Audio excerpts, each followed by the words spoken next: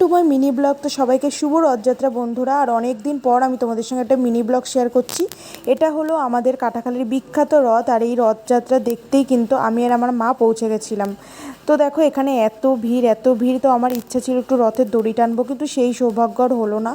এত ভিড়ের কারণে আমরা পিছনেই দাঁড়িয়ে দেখছিলাম কি হচ্ছিল। তো তারপর আমরা দুজনে প্রণাম টনাম করে চলে গেলাম আমাদের পাশেই বিখ্যাত মেলাতে। তো প্রতি বছরের নয়, এই বছরও আমাদের মেলা বসেছিল, কিন্তু কি বলবো, এতটাই জিনিসের দাম যে আমরা কোনো জিনিসই কিনতে পারলাম না, শুধু ঘুরেই গেলাম পুরো মেলাটা। তো যাই হোক, আমি আর আমার মা ঘুরছিলাম আর এদিক ওদিক অনেক জিনিসই দেখছিলাম, পছন্দ হচ্ছিল, কিন্তু জিনিসগুলোর কোয়ালিটি অনুযায়ী খুবই দাম চাইছিল। আর আমি একটু স্টাইল মেরে নিচ্ছিলাম, দেখো মেলায় গেছে, স্টাইল না মারলে হয়।